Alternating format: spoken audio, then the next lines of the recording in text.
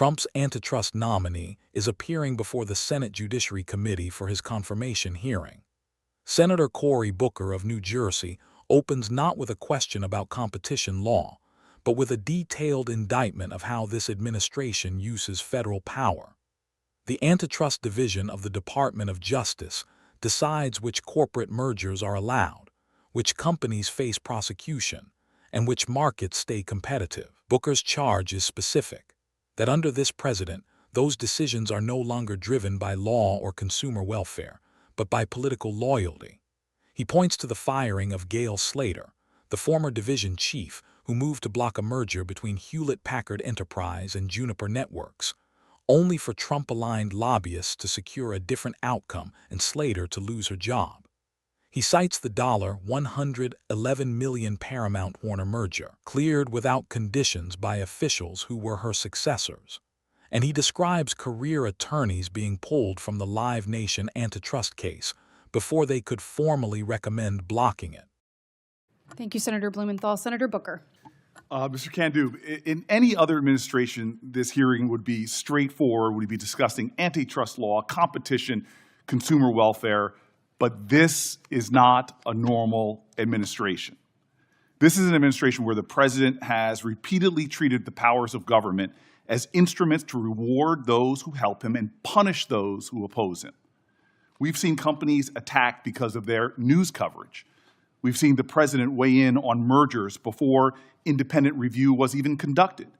We've seen companies seeking government approvals, simultaneously resolving private disputes with the president himself, paying him millions of dollars.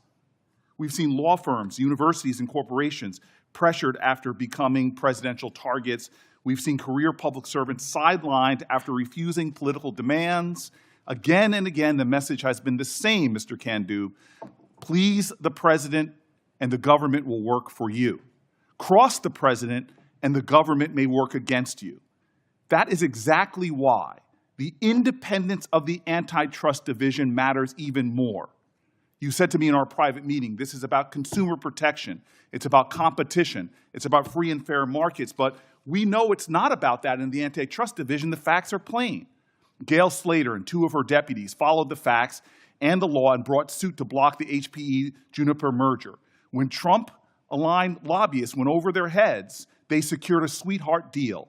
And Gail Slater, who objected to the settlement, was fired.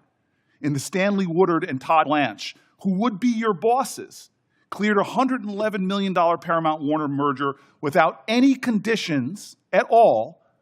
Staff who reviewed the transaction before they could even issue a formal recommendation, they were going to recommend blocking the merger. You can even look at the Live Nation Ticketmaster. Career attorneys were in federal court alongside a bipartisan coalition of state AGs fighting that massive dominance of that venue ticketing conglomerate when senior DOJ officials bypassed them and negotiated a backdoor deal after the president met with the CEO. This is why it's important for us to know, will you follow the facts and the law? Will you listen to career staff?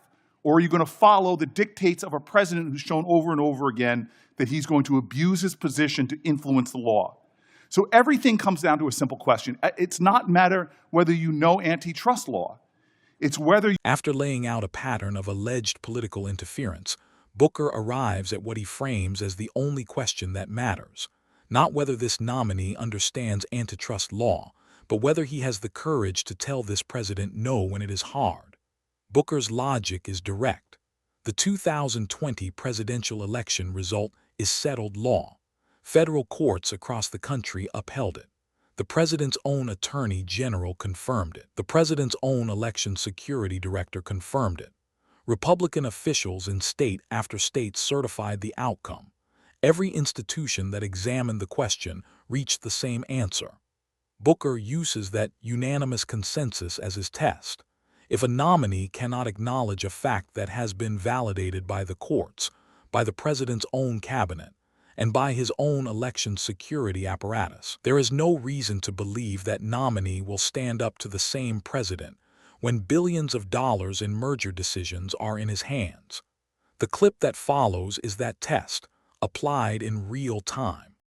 You have the courage to tell this president no when it's hard. So let me make this easy. Show us your courage. Show us your independence. Be a man, be your own man right now and stand up and answer a question, yes or no. A simple yes or no question that shows right now all of America that you're your own man. I don't need legalese. I don't need trickery.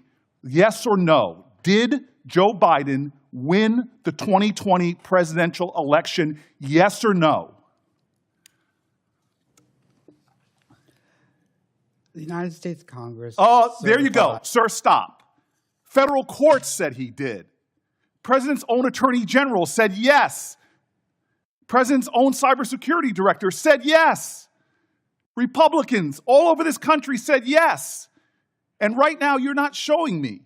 You can't even acknowledge a fact that's been established by the courts, the president's own attorney general, by his own election security officials.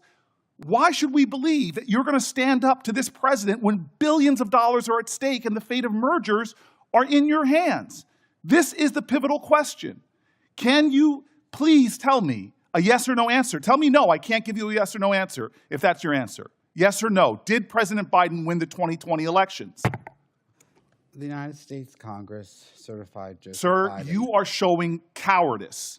And that's the question. Are you going to choose the truth or Trump? Law or his lies? Or are you going to choose the Constitution or cowardice? Let me ask you one final question to maybe bring this into light and show me that you're your own man.